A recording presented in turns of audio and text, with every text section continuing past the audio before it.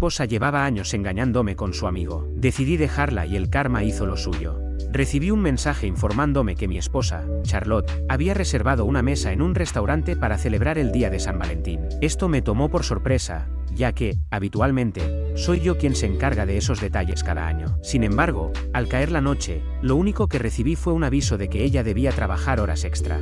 No mucho después, me topé con una publicación en WhatsApp de su compañero de trabajo, Matthew, que decía: solo una hermana cariñosa sabe cómo consentir a alguien. Un restaurante elegante, una persona encantadora. El pastel de esta noche es dulce, pero no tan dulce como tus labios. La imagen mostraba a Matthew y a Charlotte en una pose íntima. Ella lucía el collar que yo le había regalado esa misma mañana, y sobre la mesa descansaba el vino que yo le había obsequiado. Reconocí de inmediato el restaurante, el mismo en el que habíamos compartido recuerdos tan significativos, entre ellos el momento en que le propuse matrimonio. En ocasiones anteriores, habría confrontado a Charlotte en ese instante, pero aquella vez me sentía demasiado agotado. Cuando ella llegó a casa, yo estaba comiendo un mango, algo a lo que ella es alérgica y que habíamos evitado en casa durante años. Con cierto asombro, Charlotte se detuvo al verme despierto, y de forma casi casual, me entregó el regalo que había preparado, un reloj Patek Philippe, mientras me decía: «Feliz día de San Valentín, cariño». Realmente, ella siempre supo no solo recibir, sino también dar. Le dije: «Bueno, me voy a dormir, si no hay nada más». Ante esto, Charlotte, visiblemente sorprendida, me tomó del brazo y dijo: «Nathan, es día de San Valentín». La miré, confundido, y le pregunté: ¿y qué? Ella frunció el ceño, se acercó y en tono juguetón, me susurró al oído: «En una noche como esta, ¿de verdad te vas a acostar tan temprano?». Siempre había tenido en ella una presencia fría y distante. Desde la graduación, sus gafas solo acentuaban ese aire intelectual que la hacía parecer inalcanzable. Pero aquella noche, percibí un leve aroma a humo en su perfume. Retrocedí para evitar su beso y le dije: «Acabo de comer mango. Vas a tener una reacción alérgica». Sin más, me dirigí al dormitorio, cerré la puerta y me recosté. Fue entonces cuando mi teléfono sonó. Era mi supervisora, preguntándome si realmente había decidido aceptar el nuevo puesto. «Si vuelves a echarte para atrás por culpa de Charlotte, te juro que te mato», me advirtió con tono severo. Me reí y respondí: «No volveré a retractarme. Si lo hago, vendré a buscarte», con la cabeza baja. Este puesto en el departamento de publicidad ofrecía un salario mayor, pero implicaba viajes constantes, algo que rechacé hace 3 años por Charlotte, ya que ella siempre fue una mujer tradicional y sabía que no soportaría la inestabilidad de vernos apenas durante el año. Recuerdo que me tomó más de medio año atreverme a tomar su mano por primera vez. En la secundaria y el preparatoria, mis amigos solían decir que Charlotte era aburrida y no entendían por qué me había enamorado de ella. Yo simplemente les contestaba que ella me había salvado la vida. Literalmente. Durante la secundaria, un terremoto azotó nuestra escuela. En medio del pánico general, iba adelantado a la multitud. Tropecé con la pata de un escritorio y caí. Fue entonces cuando Charlotte, abriéndose paso entre el caos y luchando contra la marea de gente, se abrió paso para encontrarme. Se aseguró de caminar al frente y mantenerse muy cerca mientras escapábamos juntos. Más tarde, le pregunté: «¿Qué estabas pensando? Si hubieras muerto, ¿no se habrían perdido todos tus sueños y el esfuerzo invertido?». Charlotte pareció sorprendida por mi pregunta, pero respondió: «No estaba pensando tanto. En realidad, en ese momento, solo pensé que si yo no lograba salir, preferiría morir contigo». Así era ella, siempre anteponiendo a los demás. Pero hoy me pregunto si alguna vez imaginó que, un día, me dejaría por otra persona. Nunca dudé de su sinceridad, aunque la sinceridad se desvanece con el tiempo. Mi supervisora debió notar la tensión en mi voz. Dijo: «Todos cometemos errores. Es más fácil culpar al pasado que buscar una solución. Nathan, espero que siempre tengas el coraje de cambiar cuando sea necesario». Y, con un toque de sarcasmo, añadió: «Por supuesto, alguien tan perfecto como yo nunca se equivoca, pero alguien como tú, no eres perfecto, así que es comprensible. Pero pase lo que pase, incluso si pierdes a la mujer, no pierdas el trabajo. Empiezas en 3 días y de inmediato tienes un viaje de negocios a Argentina. No puedes estar a medias con esto». A la mañana siguiente me levanté temprano para ir a la oficina y terminar mis pendientes. Mientras tanto, en la sala, Charlotte se encontraba sentada con los labios hinchados, probablemente a causa de la alergia al mango, tras el beso de Matthew durante su salida nocturna. Caminé hacia la puerta, pero ella me sujetó la muñeca. Con tono defensivo me preguntó: ¿Por qué estás enojado? Es porque ayer no pasé tiempo contigo. Te dije que tenía que trabajar horas extra. La empresa está saliendo a bolsa y como mujer, ¿sabes lo difícil que ha sido para mí llegar a la gerencia? Hay muchas miradas puestas en mí, como no iba a dar un ejemplo. Siempre dijiste que apoyarías mi carrera. Entonces, ¿por qué te comportas así ahora? Durante años soporté su actitud fría y distante, incluso cuando estaba tan ocupada que ni se enteraba de que yo había estado hospitalizado o cuando no podía comunicarme con ella. Hasta que un día, al recogerla del trabajo, mientras se maquillaba, sonó su teléfono. Contestó de forma rápida y dulce, y fue la primera vez que escuché mencionar a Matthew. Ahí comprendí que no estaba tan ocupada como decía, simplemente, no creía que yo mereciera ver esa faceta suya. Me aparté y le dije con voz firme, basta, Charlotte, se acabó. Antes de que pudiera continuar, volvió a sonar su teléfono. Ella miró la pantalla, me ofreció una expresión de disculpa y contestó, hermana, ven a buscarme. Hace tanto frío hoy, no quiero salir de la cama. Si no vienes, llegaré tarde y no me pagarán. Casi de inmediato, su rostro se suavizó cuando replicó, ¿tienes miedo del frío? El mismo que sube montañas nevadas de noche. Bueno, Matthew, levántate. Hoy me traes el desayuno, ¿verdad? No pude evitar reírme amargamente, aunque por dentro sentía una mezcla de sorpresa y desasosiego. Fue Matthew, percibiendo que algo andaba mal, quien añadió, por cierto, dile a Nathan que le agradezca de mi parte. No solo cené en su restaurante ayer, sino que también tomé prestado a uno de sus muchachos. Te aseguro que en el futuro le mandaré un regalo de lujo. Al oír estas palabras, Charlotte me dirigió una mirada de culpa, pero pronto apartó la vista y bajó el volumen de su teléfono instintivamente. La situación me resultaba tan absurda que no pude evitar soltar otra risa amarga, mientras asentía con la cabeza y me disponía a marcharme. Sin embargo, en ese mismo instante, Charlotte rechazó rápidamente la llamada de Matthew y se apresuró a alcanzarme. Resulta que Matthew tenía una cena de negocios con un cliente y se le había olvidado reservar restaurante, así que yo le cedí nuestra reserva. Todo era cuestión de negocios, ¿entiendes? Probablemente a ella ni se le ocurrió lo ridículo de la situación. Pero Charlotte aún no había terminado. Más tarde, cuando le pedí que me preparara unas gachas porque no me sentía bien, se puso el abrigo y, sin titubear, me dijo, Matthew no tiene comida en casa, voy a cocinarle algo a él. Me quedé paralizado, sin saber si debía preguntar sobre su relación con Matthew o indagar por qué se iba a ocupar de otro hombre, pero ella no me dio oportunidad de hacerlo. Salió disparada sin siquiera notar que yo estaba encorvado en el sofá, indispuesto. Todo era tan distinto a aquellos días del instituto, cuando, si daba la menor señal de estrés o saltaba una comida, Charlotte me regañaba con frialdad, pero luego, en un descuido, aparecía mágicamente con un tazón humeante de tortitas de arroz diciéndome, cómete esto, te vas a sentir peor si no me dejas cuidarte. Al llegar a la oficina, mi supervisor me descargó un montón de papeleo sobre el escritorio, exigiéndome, resuelve todo esto en 3 días o ven a mí con la cabeza. Trabajé hasta altas horas de la noche, y al revisar mi teléfono, encontré un borrador de los papeles del divorcio preparado por el abogado. En medio de una tormenta de nieve, tomé un taxi directo al edificio de oficinas de Charlotte, pero al llegar al piso donde ella trabajaba, se fue la luz. Fruncí el ceño y encendí la linterna de mi móvil. En ese preciso instante, recibí un mensaje de un colega que incluía un enlace, cuyo tono vacilante decía, ¿no es este el concierto de heavy metal al que siempre quisiste ir? Intrigado, pulsé el enlace y me topé con un cartel en la cuenta de Matthew que relataba todos sus momentos junto a Charlotte. Resultó que él la conocía desde el instituto, la siguió hasta la universidad y, ahora, trabajaba en la misma compañía que ella. Su biografía rezaba, enamorarse perdidamente de ella no es solo un privilegio exclusivo. Al darle play al vídeo, comprendí por qué mi colega había dudado en enviármelo. En la grabación, las luces del concierto parpadeaban sobre los rostros de Matthew y Charlotte, quienes se tomaban de la mano y se besaban apasionadamente en medio de la multitud. Mi teléfono se me resbaló de las manos y estalló al impactar contra el suelo, mientras una furia indescriptible me invadía. Charlotte y yo habíamos estado juntos prácticamente toda la vida, y sin embargo, en ese instante, sentí que jamás la había llegado a conocer de verdad. Desde su oficina se oían sollozos apagados. Charlotte, entre jadeos, murmuró, lo siento, pero realmente no podemos. Una voz masculina respondió tímidamente, solo me gustas. ¿Qué hice mal?, preguntó, mientras el joven la abrazaba por la cintura y acariciaba suavemente su rostro surcado de lágrimas. Matthew se inclinó para besarle la mejilla, sus ojos rebosaban tristeza. Observé, impotente, cómo sus manos se deslizaban desde la cintura hasta la nuca, y en la oscuridad compartieron un beso largo y profundo.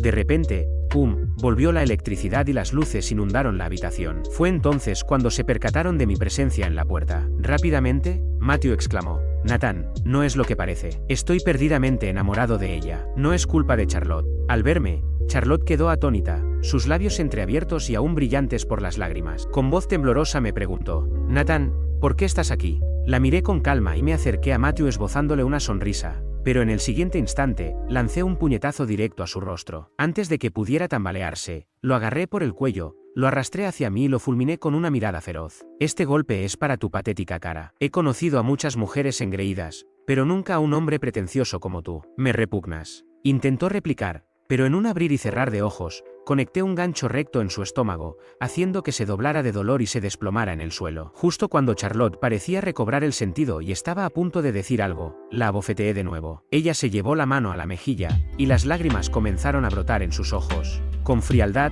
me quité el anillo de bodas y se lo lancé sin contemplaciones, como si fuera basura. Al impactar, ella estalló en sollozos, con lágrimas rodando por sus mejillas hinchadas. Nathan, no hagas esto. Por favor, escúchame, imploró, pero no le di tiempo a que terminara. Le entregué en silencio los papeles impresos del divorcio y declaré: Charlotte, nos divorciamos. Sin detenerse, ella abandonó toda dignidad y empezó a perseguirme escaleras abajo. A lo lejos, aún escuchaba su voz. Nathan, por favor, escúchame. No es lo que piensas. La mitad del edificio nos observaba, avergonzada. Logré detener un taxi, ya a punto de marcharme, en medio de la nevada.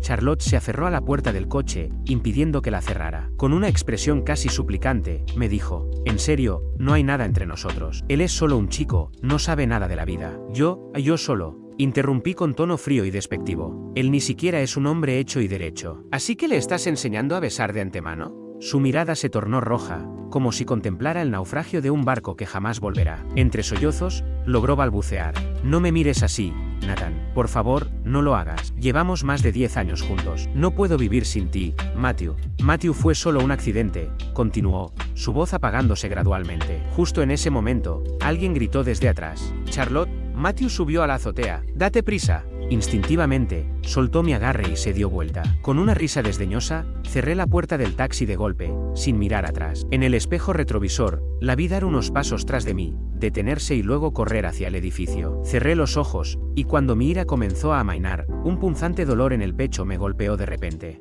Fue entonces cuando el taxista, preocupado, me dijo: Oye, chico, ¿estás bien? Limpié mi rostro, aparté la mirada y guardé silencio. Al llegar a casa, comencé a empacar mis cosas. No pasó mucho tiempo antes de que tanto los padres de Charlotte como los míos me llamaran. Pensé con amargura: Charlotte siempre está tan ocupada. Tiene que calmar a Matthew, que estuvo a punto de lanzarse de un edificio, y aún así encuentra tiempo para llamar a ambas familias y mediar. Charlotte y yo llevábamos juntos más de 10 años. Nuestro vínculo era tan enmarañado que separarlo resultaba mucho más complicado que para la mayoría de las parejas. Al final, mis padres me dijeron simplemente: hijo, solo queremos que tomes decisiones que te lleven a la felicidad. Terminé de empacar y abrí la puerta, solo para encontrar a Charlotte de pie allí, con el rostro destrozado. Parecía una niña sorprendida tras haber sido atrapada haciendo algo malo, temblorosa mientras extendía su mano hacia mí. Nathan, por favor, no te vayas. Déjame explicarte todo, dijo con voz entrecortada. La miré en silencio, y entonces ella se derrumbó. Te lo suplico, golpéame, regáñame, haz lo que quieras, pero no me mires así. No me mires así. Se aferró a mi maleta, intentando desesperadamente impedir que me marchara. Nathan, prometimos envejecer juntos. Nuestros padres nos esperan en Beijing para el año nuevo. No puedes dejarme ahora. Mamá y papá te extrañan demasiado. Suspiré profundamente y le pregunté con tono frío: ¿qué es lo que quieres, Charlotte? Casi cayendo de rodillas, se aferró a mi pierna mientras sus lágrimas empapaban mi ropa. Sollozaba sin parar, suplicando: dame otra oportunidad, por favor. Te prometo que haré las cosas de otra manera. No respondí enseguida. Mi mirada se posó en una vieja fotografía de nuestra graduación universitaria, la cual se había deslizado del montón mientras empacaba. Al examinarla detenidamente, noté algo inquietante. En la imagen no estábamos solo Charlotte y yo. Allí, al fondo, se encontraba Matthew, apoyado contra un árbol, observando a Charlotte, y sus ojos no se posaban en mí, sino en él. ¿Acaso todo había empezado tan temprano? Creí que esos momentos eran solo entre Charlotte y yo, pero siempre había alguien más en la foto. Charlotte temblaba, evitando encontrarse con mi mirada, como un delincuente que espera su castigo. Para su sorpresa, hablé en tono suave. Está bien. Ella levantó la vista, y en sus ojos se reflejaban incredulidad y esperanza. ¿De verdad, Nathan, estás dispuesto a empezar de nuevo conmigo? Después de una pausa, asentí, y de manera inesperada, añadí: claro, pero con una condición. Hice una pausa, manteniendo mi voz firme. ¿Recuerdas aquel viaje a las islas que planeamos en la secundaria? Todos estos años no lo hemos realizado. Quiero que hagamos una escapada de 5 días a las islas. Charlotte aceptó de inmediato, lanzándose a mis brazos y murmurando: es así de simple. Asentí, aunque en el fondo sabía que quizá ella no cumpliría lo prometido. Mientras reflexionaba, comprendí que la atracción de Charlotte por Matthew no era tan sorprendente. Su vida siempre había sido meticulosamente estructurada y controlada por las reglas de su familia, desde sus orígenes en Beijing hasta su traslado a la capital, pasando por su educación y su matrimonio, e incluso el hecho de haberme tenido a mí como su amor de la infancia. Su futuro ya estaba trazado, sereno y predecible. Pero cuando la vida se siente demasiado segura, es natural anhelar emociones intensas. Matthew era ese torbellino de emoción, rebelde y aventurero, capaz de llevarla a excursiones nocturnas por montañas nevadas, mantenerla despierta toda la noche en conciertos y besarla al amanecer junto al mar. Es difícil no sucumbir ante una pasión tan arrebatadora, sin importar lo reservado que uno sea. Charlotte me aseguró que, después de nuestro viaje, estaría a mi lado cada día, asegurándose de que nunca me cansara de ella, como si temiera que cambiara de parecer. Se encargó de organizar hasta el último detalle del viaje a las islas, emocionada de poder finalmente cumplir ese plan tan largamente postergado. Mientras tanto, yo pasaba el tiempo revisando las redes sociales con indiferencia. Matthew publicaba sin cesar, casi torturándose al compartir sus sentimientos por Charlotte. Hoy, no pudo contenerse y publicó algo rotundo: la persona a la que ella ama soy yo.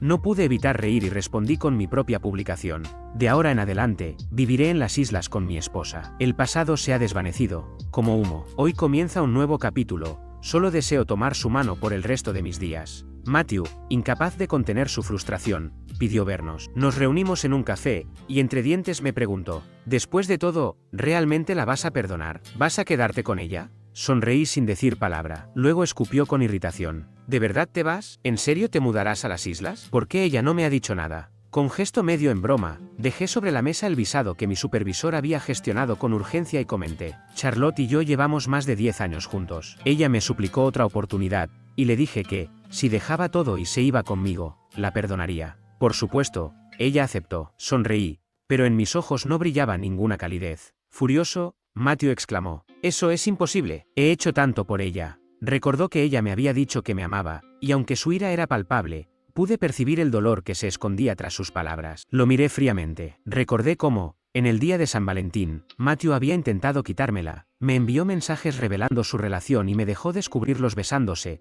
todo para hacerme desistir de ella. Lo que no comprendía era que mi lugar en el corazón de Charlotte era más profundo de lo que él imaginaba. Sus planes, en última instancia, habían fracasado. En un arranque de furia, Matthew se lanzó contra mí. Pero, ¿qué podía hacer un hombre tan enclenque? Bloqueé su embestida con facilidad, le vertí café sobre la cabeza, y antes de que pudiera reaccionar, le propiné una bofetada tan fuerte que lo hizo caer al suelo. Me agaché, le tomé del cabello y lo obligué a mirarme a los ojos. Con una sonrisa despectiva, lo tañiqueé: patético. ¿De verdad crees que Charlotte te ama? Qué lástima para ti, no creías en su amor de verdad, ¿verdad? El rostro de Matthew, lleno de frustración y rencor, me provocó tanto asco que luché contra la inminente náusea. Repetí, por última vez, que si Charlotte decidía acompañarme, la perdonaría y comenzaríamos de nuevo, de lo contrario, jamás lograría perdonarla. Al oírme, su semblante se transformó y pude notar en sus ojos que comprendía lo que implicaba mi decisión. En el aeropuerto, mientras la nieve y la lluvia se mezclaban en el ambiente, vi a Charlotte consultando su teléfono con evidente ansiedad, con los labios apretados en una mueca de preocupación. Una voz al otro lado de la línea anunció: Nathan, esta vez es distinto. Matthew ha sufrido un accidente de coche. Es muy grave. ¿Podemos aplazar el viaje?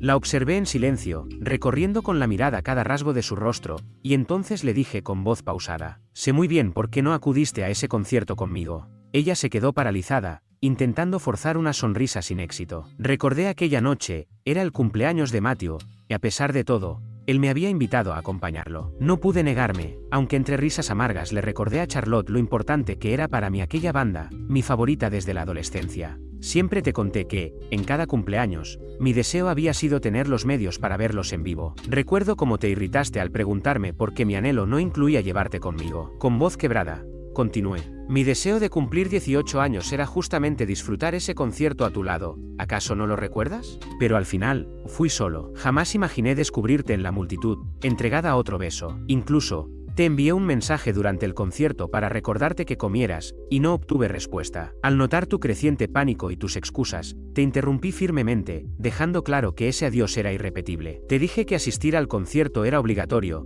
pues Matthew había sufrido un accidente, justificando tu rol de supervisora. Recordaste aquella ocasión en que, a tus 18 años, protestaste por acompañarme en un viaje a las islas, y aceptaste ir. Mientras salías apresurada entre la nieve y la lluvia para ayudar a Matthew, yo despedacé el billete de avión y lo reemplacé por otro con destino a Argentina. Horas después, ella despertó en brazos de un desconocido. Al comprender que ese hombre no era yo, recordó que el accidente de Matthew había sido una farsa. En medio de tu confusión, Matthew, con lágrimas, le suplicó una última oportunidad de amor, mientras su mente vacilaba entre él y yo, tu compañero de toda la vida y exmarido. Con un presentimiento inquietante, casi buscaste mi número, pero el teléfono, descargado, solo mostró una llamada de tu madre, furiosa. En ese momento, descubriste que había recopilado pruebas de tu infidelidad con Matthew y enviado una presentación a tus allegados, cerrada con una imagen manipulada de tu boda y una amarga sentencia. Desesperada, condujo imprudentemente de regreso a casa, esperando encontrarme y remediar nuestros errores. Pero al llegar,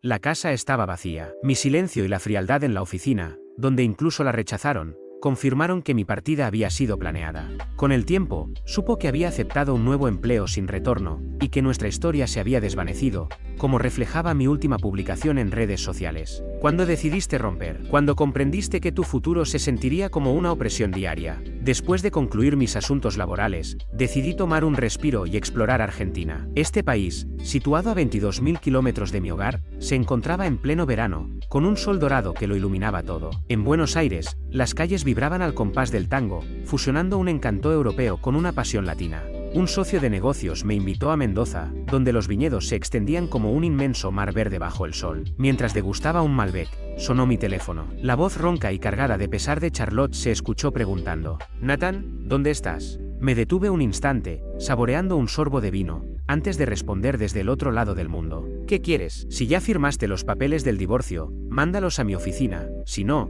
ni te molestes en llamar». La línea quedó en silencio y justo cuando estaba a punto de colgar, escuché de repente: «Lo siento». Sus sollozos me llegaron llenos de impotencia y dolor, como el de un niño perdido en medio de una tienda abarrotada. «Nathan, lo siento, por favor, perdóname, dime qué debo hacer y lo haré todo». Después de más de 20 años juntos, ¿realmente puedes dejarlo pasar? ¿Cómo puedes ser tan desalmada? Sonreí para mis adentros, y debí notarlo, porque sus sollozos cesaron abruptamente. En un arranque de pánico, me preguntó: «Nathan, ¿por qué te ríes?». Bajé la mirada y respondí: «Siempre eres así, tan segura de que me amas, convencida de que si me muestras tu dolor, sentiré lástima por ti. Pero, Charlotte, ¿has considerado alguna vez que ya no te amo?». La siguiente vez que regresé a mi ciudad natal fue en Nochevieja. El problema de los enamorados de infancia es que se conocen demasiado bien. Mientras mi familia se reunía para la cena de reencuentro, sonó el timbre de la puerta. Al abrir, me encontré con Charlotte, desaliñada, más delgada que antes, con el cabello en desorden y el rostro marcado por la angustia. Parecía derrotada e indefensa. Aquella aparición, junto con el PowerPoint que había preparado, el cual había arruinado la reputación de ella y de Matthew en sus círculos sociales, resultaba casi una justicia poética. Charlotte había caído en picada y quienes antes la apoyaban comenzaron a alejarse, desilusionados por la verdad revelada. Durante la cena, pude oír algunos chismes. Yo, en cambio, no había vuelto a hablar con ella desde nuestra última conversación telefónica. Esa misma noche, mientras las calles se iluminaban con el cálido resplandor de los hogares y los fuegos artificiales anunciaban a lo lejos el final del año, Charlotte me miró con un rostro que combinaba desesperación y un rayo de esperanza. Con voz vacilante, apenas pudo decir: «Siempre pasamos la Nochevieja juntos, Nathan. Te amo, realmente no puedo vivir sin ti». Al verla, los recuerdos de la joven Charlotte me invadieron, aquella vez en que se escabulló en Nochevieja, y sonrojada, me entregó una pulsera de hilo rojo que ella misma había tejido. Pensé que verla de nuevo me causaría dolor, pero, sorprendentemente, no sentí nada. Los meses que pasé recorriendo el mundo y descubriendo nuevos lugares me habían cambiado de maneras que nunca imaginé. Los fuegos artificiales marcaban el final del año, disipando el largo y frío invierno y anunciando un nuevo comienzo. Miré a Charlotte y le dije: «Charlotte, no lo hagas, es Nochevieja. Verte así me enferma». Su rostro se volvió pálido y, sin decir más, cerré la puerta. Cuando mis padres preguntaron quién era, solo negué con la cabeza: «Nadie». Volví entonces a la calidez de la cena familiar, disputándome por el último trozo de carne en el hot pot, rodeado de risas y alegría festiva. Era perfecto, aún tenía a mi familia. Bajo la supuesta brillantez del liderazgo de mi supervisor, mi carrera despegó. Me adapté rápidamente a la vida de constantes viajes, enviando postales desde cada nuevo destino. Mi madre, que había adoptado algunas expresiones de internet, empezó a llamarme cariñosamente su rana viajera. Esta vez me encontraba en Japón, dirigiéndome hacia un festival de fuegos artificiales mientras mordisqueaba un pan de mango. Hijo, ten cuidado, me llamó mi madre, siempre preocupada. He oído que Japón sufre muchos terremotos. Sonreí y la tranquilicé. No te inquietes, los terremotos no son tan comunes. Pero, como si el destino quisiera jugar una mala pasada, la agencia meteorológica japonesa emitió una advertencia sin precedentes sobre la fosa de Nankai. Los vuelos de regreso estaban llenos, y durante un tiempo me volví inalcanzable. Mi madre, en su angustia,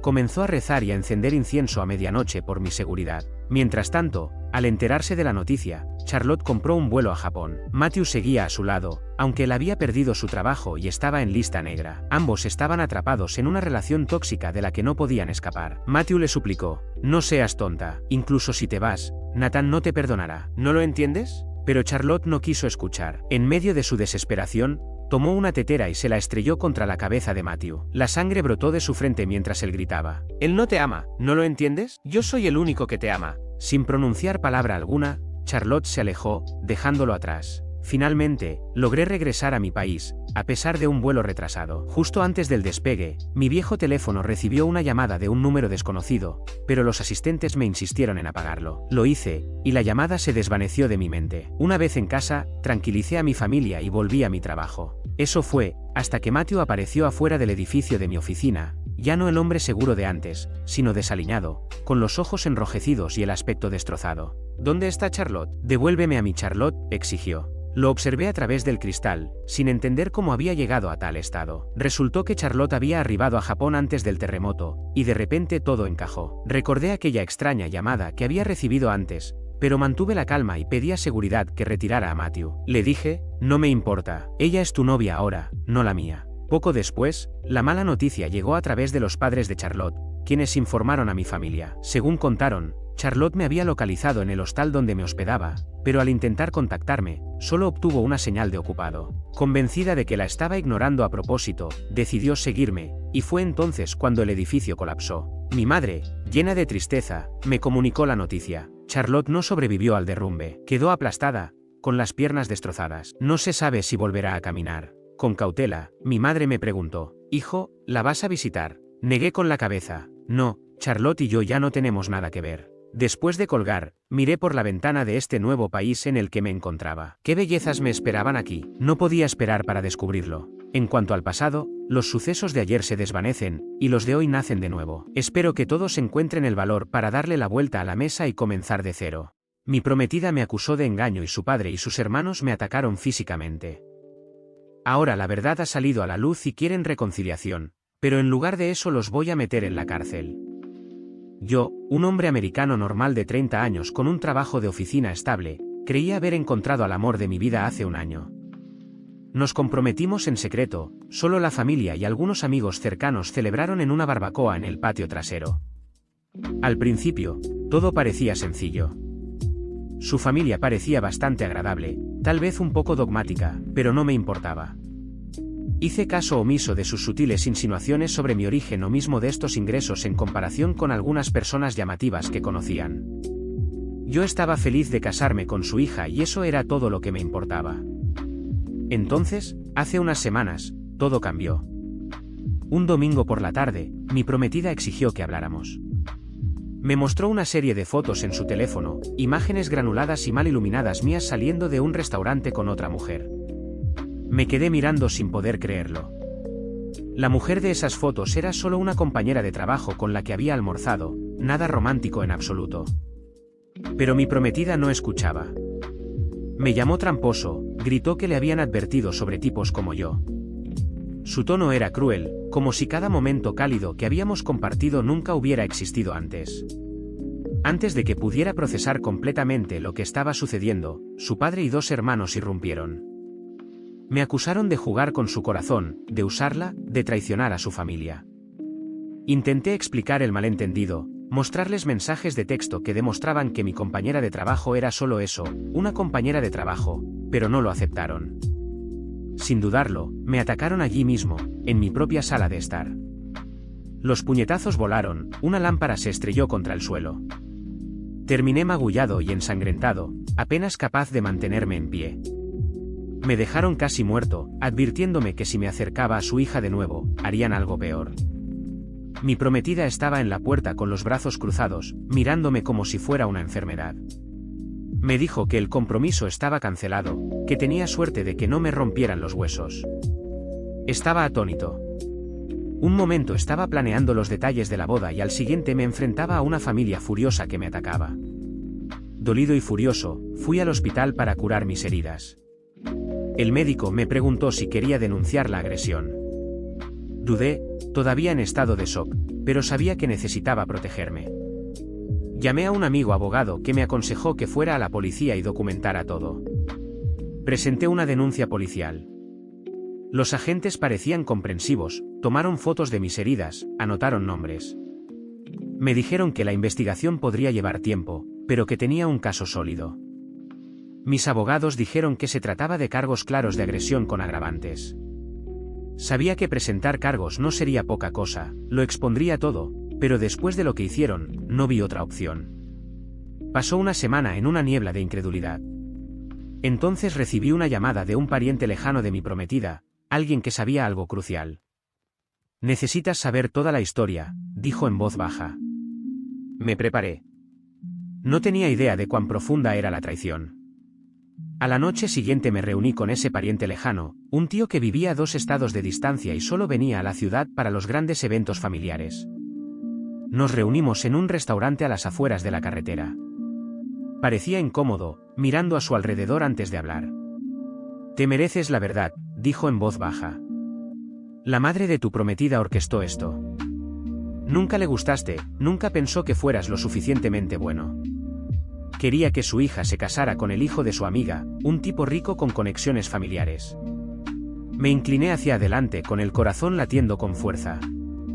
«¿Qué tiene que ver eso con estas fotos falsas de engaño?», pregunté. «Su madre contrató a alguien para que te siguiera, tomara fotos ambiguas y las convirtiera en un escándalo. Le contó mentiras a tu prometida, le dijo que te habían visto por la ciudad con otras mujeres, difundió rumores de que estabas viviendo una doble vida. Cuando llegaste a casa ese día, tu prometida estaba preparada para verte como un villano. Su padre y sus hermanos, bueno, son impulsivos. Ella sabía que si creían que la engañabas, reaccionarían violentamente, te asustarían». Apreté los puños con ira. Planearon todo esto para separarnos. Y ahora tenía moretones para demostrar lo bien que funcionó. Le pregunté si tenía alguna prueba. El tío asintió, pasándome una unidad USB. «Hay mensajes de texto que intercepté enviados entre la madre y su amiga. Hablan abiertamente de incriminarte. Las palabras de la madre son claras, quería que te fueras para que su hija fuera libre de casarse con alguien más adecuado». El asco me subió a la garganta. Le di las gracias y me fui, apenas probando mi café, concentrado en lo que haría a continuación. Armado con estos mensajes, me reuní de nuevo con mi abogado. Escuchó con la mandíbula apretada. «Esto lo cambia todo», dijo. «Podemos demostrar conspiración, intención maliciosa. Apoya tu caso de agresión, demuestra que fuiste atacado bajo falsos pretextos». Me aconsejó que entregara las pruebas a la policía. Lo hice y las cejas del detective se alzaron al leer las transcripciones. Ahora tenían un motivo, planificación y un violento resultado. La participación de la madre convirtió un simple caso de agresión en algo más siniestro. Unos días después, recibí una llamada del padre de mi prometida. Sonaba nervioso, contrito, diciendo podríamos haber actuado precipitadamente. «Hablemos». Mi abogado me dijo que no me reuniera con ellos a solas. Me negué. Entonces mi prometida me envió un mensaje de texto: «Lo siento mucho». Estaba confundida. «Intentémoslo de nuevo, por favor». Ahora que la verdad había salido a la luz, querían arreglar las cosas, fingir que nada había pasado. Increíble, después de difamar mi nombre y atacarme físicamente, ahora hablaban de reconciliación. Debían de haberse dado cuenta de los problemas legales en los que estaban metidos. Los ignoré. Mi silencio los llevó a aparecer en la puerta de mi apartamento, llamando, suplicando. No abrí la puerta, solo llamé a la policía para denunciar acoso. Mi prometida volvió a llamar, dejando un mensaje de voz. No tenía idea de que mi madre mentía, por favor, entiéndelo. Me manipularon. Su voz temblaba, pero no podía ignorar lo que había hecho, creerles sin pruebas, volviéndose contra mí en un instante. Programé una reunión con el fiscal de distrito que llevaba mi caso de agresión. Revisó las nuevas pruebas y asintió sombríamente. Podemos presentar no solo cargos de agresión contra su padre y sus hermanos, sino también conspiración y posiblemente intento de extorsión si encontramos acuerdos financieros vinculados a ese plan de matrimonio arreglado. Esto era serio. El tiempo en la cárcel no era solo una amenaza distante, era un resultado probable para ellos si eran condenados. El fiscal parecía confiado. Tenía mensajes de texto, un testigo, el tío, y mis lesiones documentadas por los registros del hospital. El padre y los hermanos habían actuado en base a un escenario fabricado y la madre lo había puesto todo en marcha. A medida que los engranajes legales giraban, me mantuve firme. Mi prometida envió más mensajes. Su voz temblaba en cada mensaje de voz. Tenía miedo de mi familia, no sabía qué hacer. Por favor, hablemos. Escuché en silencio. Si realmente me amaba, ¿por qué nunca me pidió mi versión antes de dejar que me golpearan? Tuvo un momento para elegir la confianza sobre la ira ciega y fracasó. Ahora que la verdad estaba a la luz, quería perdón, pero el perdón no curaría mis moretones ni borraría su traición. Su familia probó una táctica diferente. Un primo se me acercó en el estacionamiento de mi oficina, instándome a retirar los cargos. Cometieron un error, dijo con las palmas levantadas en un gesto de súplica. Nadie quiere una batalla judicial, solo déjalo pasar. Me negué. Un error no implica premeditación, mentiras y violencia. El primo insinuó una compensación. Pagarán tus facturas médicas, ofrecerán un acuerdo. Negué con la cabeza. No estaba interesado en dinero para callarme. Se merecían un juicio justo, y si eran declarados culpables, se merecían el castigo que prescribía la ley. Muy pronto, mi abogado me dijo que la policía había realizado arrestos. El padre y los hermanos fueron detenidos por agresión y allanamiento de morada. La madre fue llevada para ser interrogada sobre la conspiración. La prometida no fue arrestada, no me había agredido directamente, pero su credibilidad estaba por los suelos. Escuché que durante el interrogatorio la madre trató de hacérsela inocente, alegando que solo animó a su familia a proteger el honor de su hija. Sin embargo, la policía tenía los mensajes de texto que mostraban cómo los incitó, planeó las pruebas falsas y organizó el momento. El padre y los hermanos trataron de decir que solo estaban defendiendo la dignidad de su hija, pero los detectives no se lo creyeron. Sabían la diferencia entre defender el honor y orquestar una emboscada violenta. Mi prometida se desesperó. Me rogó que nos reuniéramos en un café cerca del juzgado. En contra del consejo de mi abogado, acepté, siempre y cuando pudiera llevar a un amigo para que fuera testigo. Llegó luciendo demacrada, con los ojos enrojecidos. Lo he perdido todo, sollozó. Mi familia se enfrenta a cargos, podríamos perder nuestra casa. Por favor, no podemos resolver esto fuera de los tribunales. La miré al otro lado de la mesa, recordando lo fácil que le resultó creer lo peor de mí. Su disculpa sonó falsa. Ella había elegido su bando cuando dejó que me golpearan por un rumor inventado. Me incliné hacia adelante, hablando en voz baja para que mi amigo pudiera oír. Creíste una mentira sin darme una oportunidad. Te quedaste mirando mientras me agredían. Me dejaron sangrando en el suelo. Ahora que la verdad está expuesta, quieres que lo deje pasar y siga adelante. Sollozó con las manos temblorosas. Tenía miedo de mis padres. Mi madre insistió en que te estabas acostando con alguien más. Dijo que tus almuerzos con tu compañera de trabajo lo demostraban. No sabía qué creer. Negué con la cabeza. Si me amaras, me habrías pedido mi versión. Habrías exigido pruebas, me habrías confrontado con calma. En cambio, dejaste que me golpearan. Ahora te enfrentas a la ley, no por mi culpa, sino por lo que todos ustedes eligieron hacer. Intentó alcanzar mi mano, pero me aparté. Voy a presentar cargos. Voy a seguir adelante con esto. Se merecen enfrentarse a las consecuencias de sus delitos. Si crees que el amor significa hacer la vista gorda ante la violencia y las mentiras, entonces nunca me entendiste en absoluto. Rompió a llorar. Volvió a rogar, pero yo había terminado. Me levanté, la dejé en esa mesa y regresé a casa. En las semanas siguientes, el proceso legal se desarrolló. El padre y los hermanos fueron acusados de agresión. La madre enfrentó cargos de conspiración. El fiscal estaba confiado y mi abogado me mantuvo informado. La familia, antes tan orgullosa y con derecho a todo, ahora se retorcía bajo el escrutinio del sistema de justicia. Intentaron todo, acuerdos de culpabilidad, historias de lástima, pero las pruebas eran demasiado sólidas. El día del juicio, testifiqué con calma, describiendo la agresión y el engaño que condujo a ella. El jurado vio las fotos de mis lesiones, leyó los mensajes de texto que revelaban el plan de la madre. Escucharon el testimonio del tío que se había presentado. Escucharon a la defensa tratar de disfrazarlo de malentendido, pero los hechos eran innegables. El veredicto, culpables. El padre y los hermanos recibieron penas de prisión por agresión con agravantes.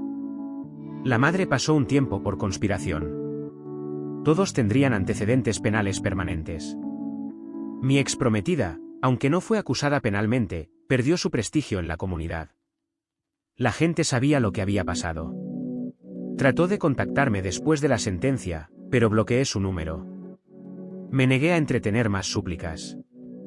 Después de eso, recuperé mi vida. Los moretones sanaron y volví a confiar en mí mismo. Aprendí una lección dolorosa. El amor sin respeto mutuo y confianza no es amor en absoluto.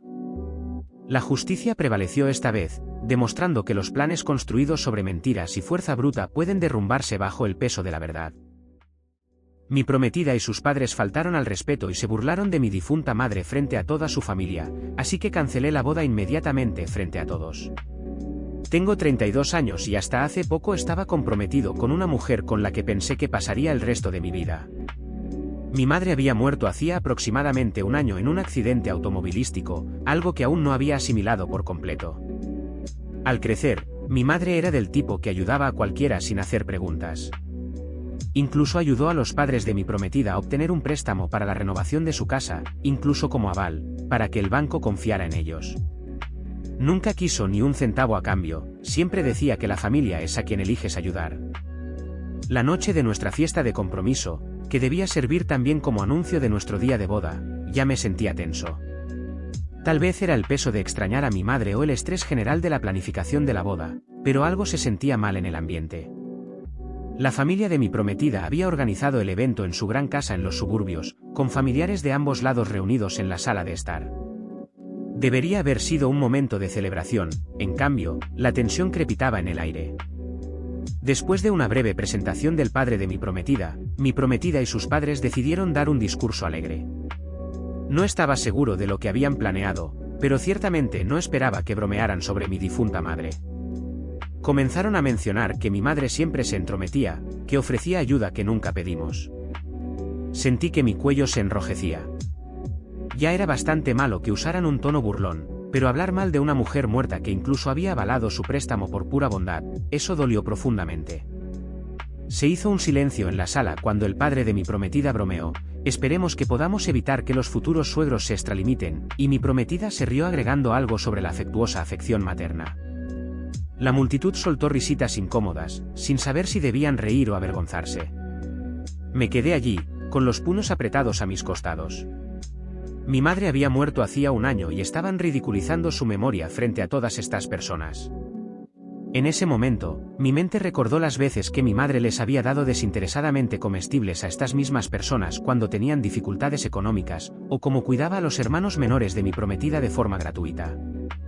Nunca fue entrometida, solo generosa, pero aquí estaban reescribiendo su historia con bromas crueles. Me tragué mi ira, obligándome a mantener la calma.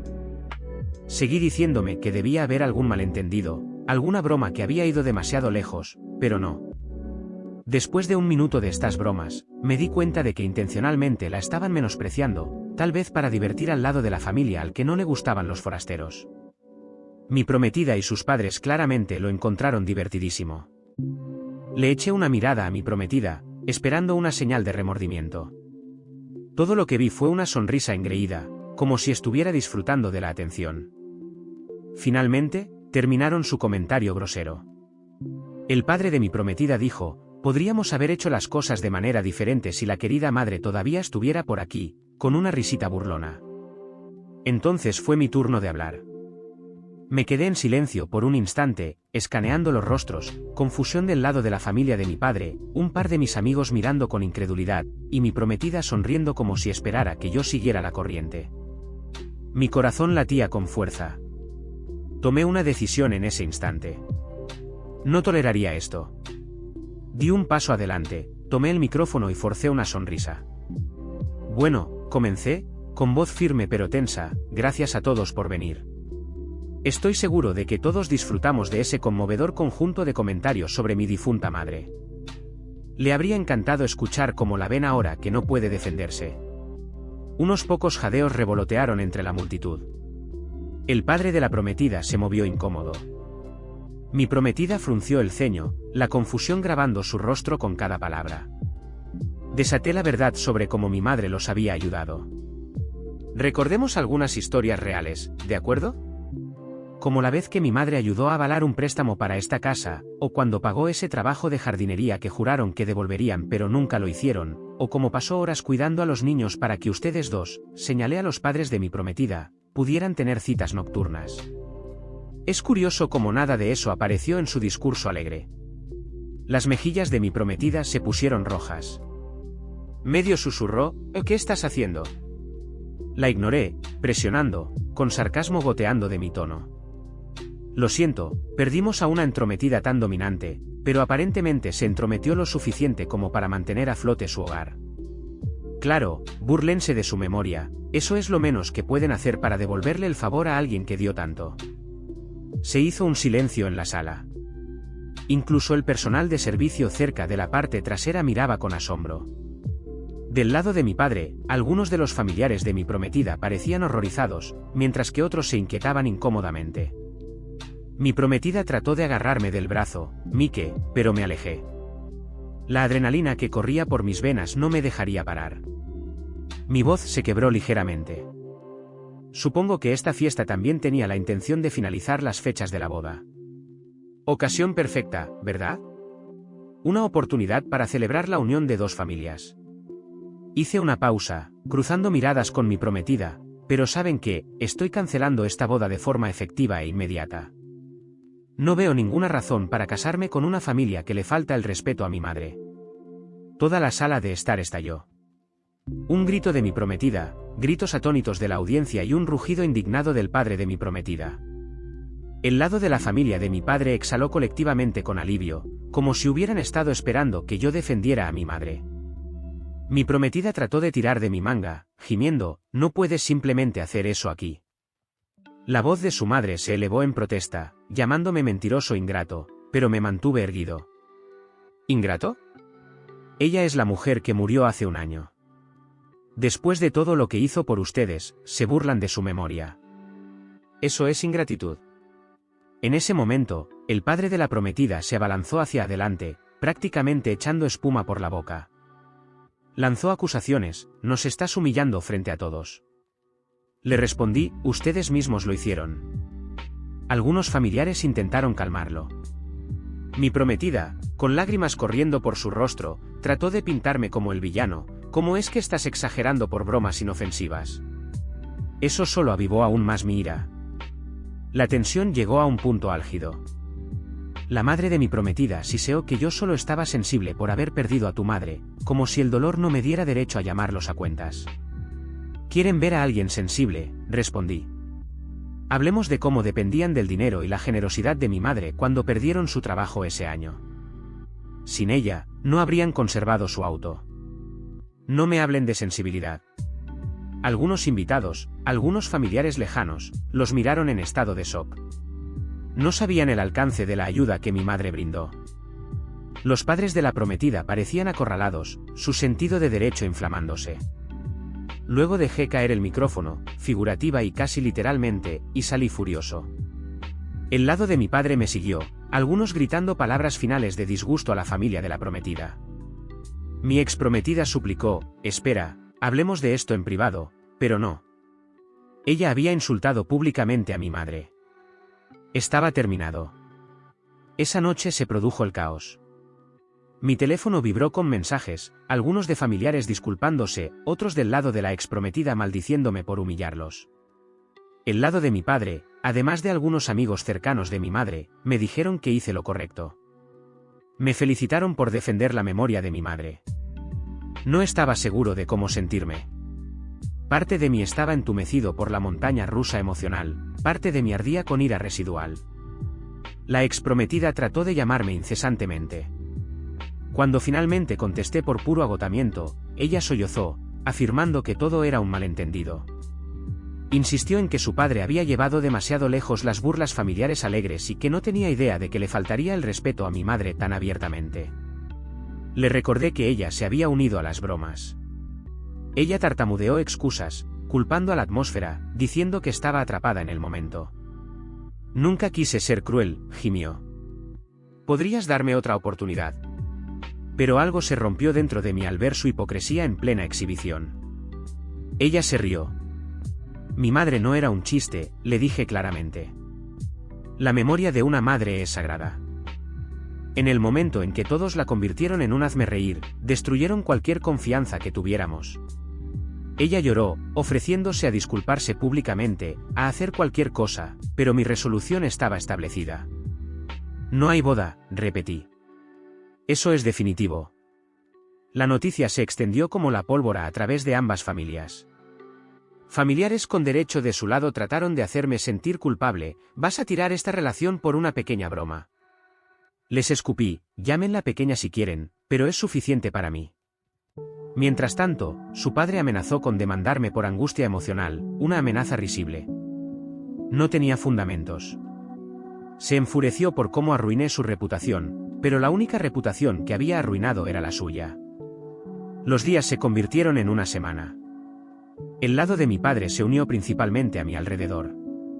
Algunos trataron de consolarme por perder a una posible compañera de vida, pero no vi ninguna compañera en alguien que degradara a mi madre solo para divertir a sus padres. Mi teléfono todavía estallaba con súplicas de mi exprometida. Me envió un correo electrónico con una larga carta, mitad disculpa, mitad culpándome por exagerar. Dijo que debería haber confrontado a su padre en privado, no haber hecho una escena. La leí, sacudí la cabeza. Ella hizo una burla pública primero. Mi respuesta coincidió con el escenario que habían elegido. Mi padre se ofreció a intervenir, queriendo hacer entrar en razón a los padres de la exprometida, pero me negué. Terminé de mediar con esa familia. En lo que a mí respectaba, la memoria de mi madre merecía un respeto inquebrantable.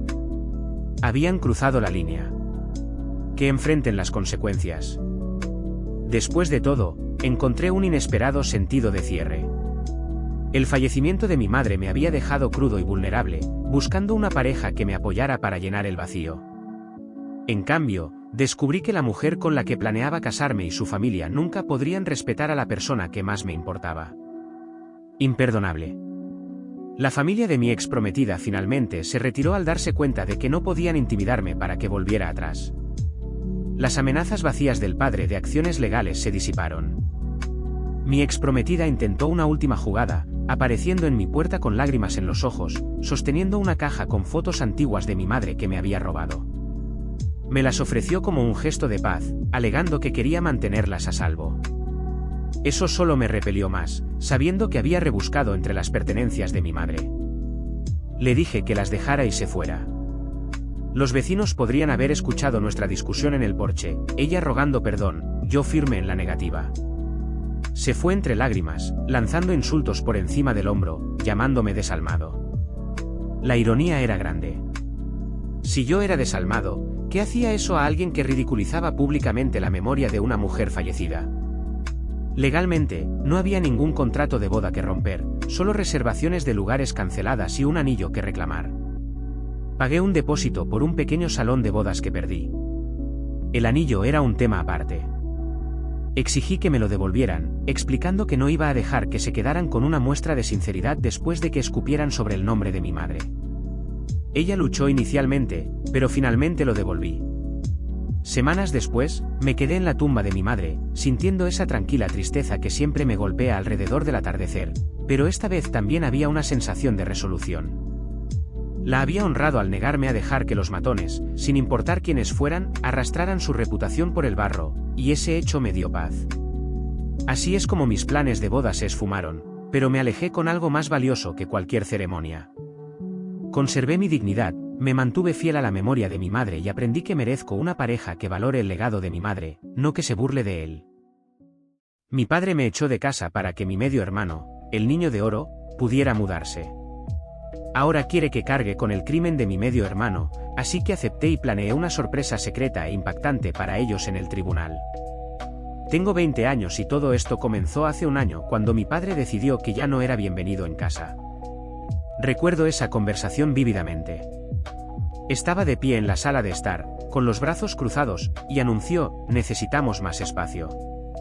Tu medio hermano se va a mudar y tú tienes que buscar otro lugar. Lo dijo tan casualmente, como si echar a su hijo mayor a la calle no fuera gran cosa. Yo acababa de empezar un programa en la universidad comunitaria y trabajaba los fines de semana en una ferretería. Pregunté por qué. Se encogió de hombros y dijo que mi medio hermano, su niño de oro, merecía un hogar cómodo más que yo. Estaba atónito, pero me fui en silencio, decidido a no mostrarle lo herido que estaba. Mi medio hermano, de 19 años, siempre fue el favorito. Conseguía los nuevos aparatos, los elogios de los padres, las excusas fáciles para las malas notas o el comportamiento perezoso. Mientras tanto, se esperaba que me valiera por mí mismo. Con el tiempo, me mudé, conseguí un trabajo un poco mejor, alquilé un pequeño apartamento e intenté no pensar en la traición. Entonces, hace 2 semanas, recibí una llamada. La voz de mi padre sonaba nerviosa. Necesitamos tu ayuda, explicó. Mi medio hermano se había metido en problemas legales, problemas serios. Lo acusaban de robar aparatos electrónicos de alto valor del garaje de un vecino. La policía tenía pruebas, grabaciones de seguridad, huellas dactilares parciales e incluso mensajes de texto planeando el robo. Mi padre suplicó: si asumes la culpa, solo di que fuiste tú quien tomó prestados los artículos. Contrataremos a un abogado elegante y te dejarán libre con una palmada en la muñeca. Tu medio hermano no puede tener antecedentes penales, eso arruinará su futuro. Casi me reí a carcajadas. Querían que me lanzara debajo del autobús por el hijo que eligieron por encima de mí. Actuaron como si les debiera lealtad, como si ser echado no fuera suficiente humillación. Debería haber colgado entonces, pero en lugar de eso dije: claro, lo haré, con tanta calma que me sorprendió. Mi padre sonó aliviado, prometiendo dinero bajo la mesa, tal vez incluso un lugar de vuelta en la casa. La sensación de tener derecho era exagerada. Asumieron que simplemente cumpliría. Lo que no sabían era que había guardado viejos mensajes, viejas grabaciones. Recordaba cómo mi padre y mi medio hermano se jactaban de engañar a los demás, cómo me consideraban desechable. Y ahora necesitaban que me lanzara sobre mi espada por su niño de oro. Así que empecé a planear mi venganza. Me puse en contacto con un amigo abogado que había conocido en la ferretería. Era un cliente habitual y a veces me ofrecía asesoramiento legal informal. Le expliqué mi situación. Me sugirió una estrategia: fingir estar de acuerdo, reunir todas las pruebas y luego soltar la bomba de la verdad en el tribunal. Así que eso es lo que hice. Le dije a mi padre que testificaría que había tomado los artículos por error. Mi medio hermano sonrió con suficiencia durante nuestra última reunión, pensando que estaría libre. Incluso me deslizó unos cientos de dólares como agradecimiento, como si comprar mi silencio lo dejara libre. Déjalo pensar que me ganó. Una semana antes del juicio, les pedí a mi padre y a mi medio hermano que se reunieran conmigo en una cafetería en las afueras de la ciudad. Necesitaba grabarlos de alguna manera. Mi amigo abogado dijo que en nuestro estado, el consentimiento de una de las partes es suficiente para las grabaciones. Perfecto. Llegué temprano, coloqué mi teléfono en el bolsillo de mi chaqueta con la aplicación de grabación en funcionamiento. Entraron, mi padre parecía tenso, mi medio hermano con ropa de diseñador, bebiendo un café con leche que trajo consigo. Sin saludo: solo estás seguro de que harás esto, porque si lo arruinas, dejaremos de ayudarte. Interpreté mi papel, encogiendo los hombros, hablando en un tono apagado. Dije que lo haría, ¿no? Mi medio hermano sonrió con suficiencia. Bien, solo dile al juez que tomaste prestados esos aparatos electrónicos, tal vez estabas borracho o confundido. El abogado de papá lo arreglará, pagaremos tus multas, no irás a la cárcel. ¿Simple? Asentí, haciéndome parecer inseguro. ¿Y qué obtengo después de esto?, pregunté. Mi padre agitó una mano con desdén. Dijimos que te daríamos dinero, te ayudaríamos, no es suficiente. Se lo debes a la familia. La pura arrogancia me hizo querer gritar. En cambio, respondí en voz baja, por supuesto, estoy agradecido, solo estoy comprobando. Mi medio hermano puso los ojos en blanco, no lo arruines. Se fueron creyendo que estaba totalmente de acuerdo. Mi teléfono grabó cada palabra. Ahora los tenía admitiendo que querían que yo asumiera la culpa. Los tenía admitiendo que los bienes robados estaban en la habitación de mi medio hermano. Sí, se jactó de cómo los escondió. ¿Idiotas? Me dieron exactamente lo que necesitaba. La fecha del juicio se acercaba. El elegante abogado de mi padre intentó ponerse en contacto conmigo, entrenándome en mi testimonio. Me hice el tonto, asintiendo mientras decía, recuerda, tú los tomaste, nadie más. Mantén la historia simple.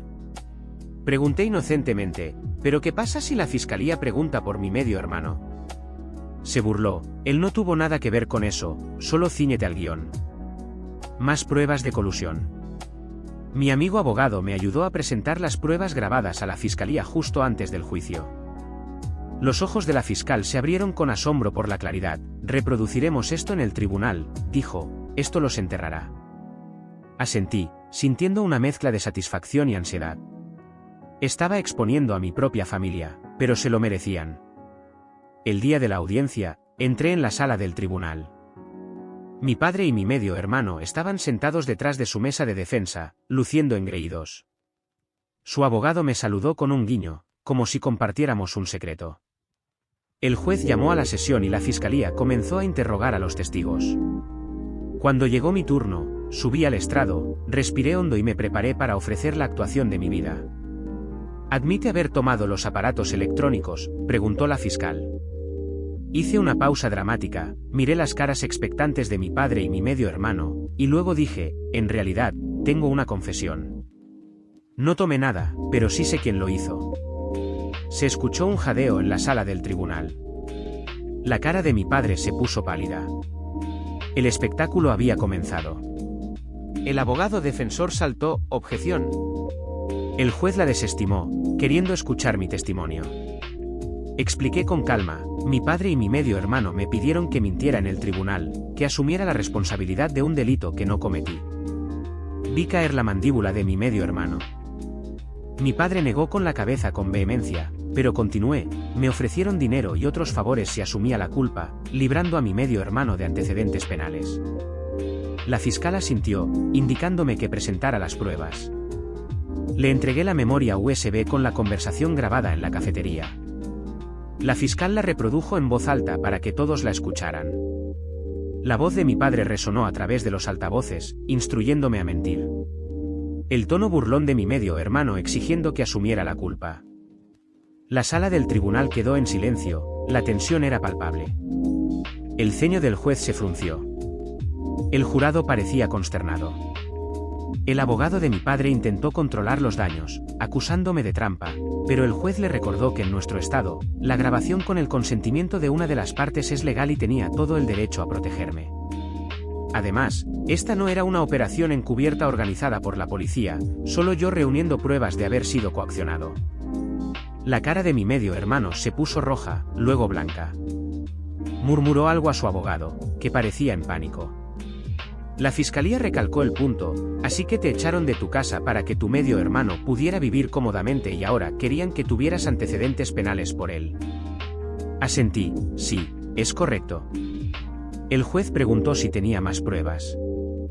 Mencioné las llamadas telefónicas, el entrenamiento del testimonio. La fiscal presentó a mi amigo abogado como testigo de las comunicaciones que había recibido de su abogado.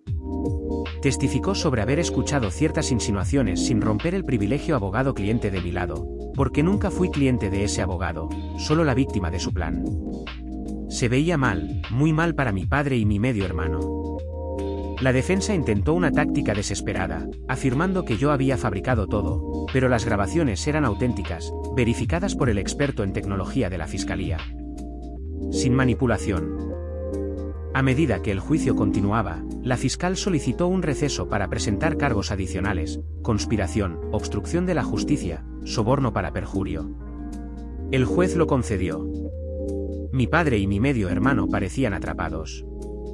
Habían entrado en la sala del tribunal esperando que mintiera por ellos, sin imaginar que les daría la vuelta públicamente.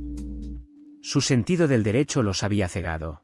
Durante el receso, mi padre trató de acercarse a mí en el pasillo. Un alguacil lo bloqueó.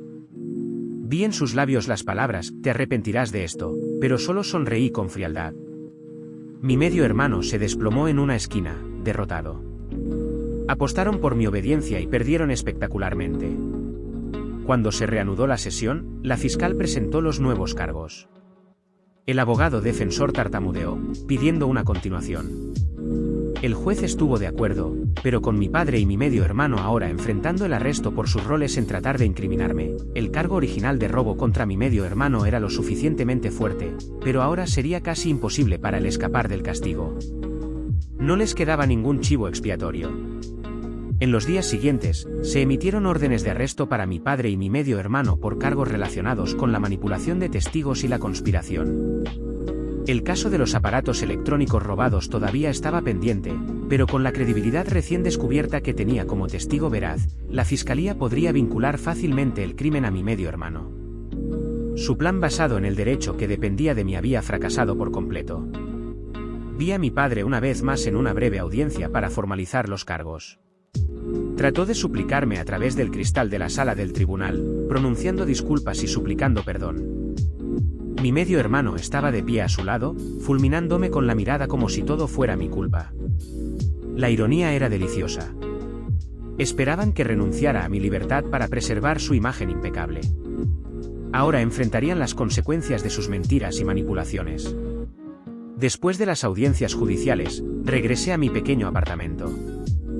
Miré alrededor los muebles modestos, el televisor de segunda mano y me di cuenta de que me sentía más libre que nunca. Sí, mi familia me había rechazado, tratado de usarme, pero había demostrado que no era su peón. Los había superado, asegurando que la verdad saliera a la luz donde más importaba, frente a un juez y un jurado. Enfrentarían sanciones reales, multas, tal vez tiempo en la cárcel. Sus reputaciones quedarían arruinadas. Los aparatos electrónicos robados finalmente fueron encontrados escondidos en el viejo armario del dormitorio de mi medio hermano, exactamente donde había insinuado que estaban. Pruebas adicionales sellaron su destino. Mi padre, que una vez me echó como basura, ahora vería cómo su niño de oro enfrentaría una sentencia penal. Podrían culparme, llamarme desleal, pero no les debía nada. Ellos se buscaron esto. No celebro este resultado exactamente. Es triste que haya tenido que llegar a esto, pero a veces la justicia sabe amarga y dulce al mismo tiempo. Aprendí que tengo una columna vertebral, que no seré intimidado para sacrificarme por personas que me tratan como desechable. En cierto modo, encontré mi voz a través de esta terrible experiencia. A medida que las noticias se difundieron en nuestra comunidad, algunos familiares se acercaron, sorprendidos por el comportamiento de mi padre y mi medio hermano. Algunos se disculparon por haber dudado de mí. Otros permanecieron en silencio, incómodos con la verdad. No necesitaba su aprobación. Tenía mi dignidad, mi libertad y la satisfacción de haber convertido su retorcido esquema en su contra. Ya no soy el chivo expiatorio.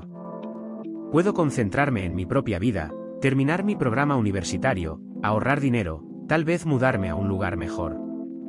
Con el tiempo, el recuerdo de esa escena en el tribunal, el momento en que se reprodujo la grabación, permanecerá en mi mente como un recordatorio de que defenderme valió la pena el riesgo.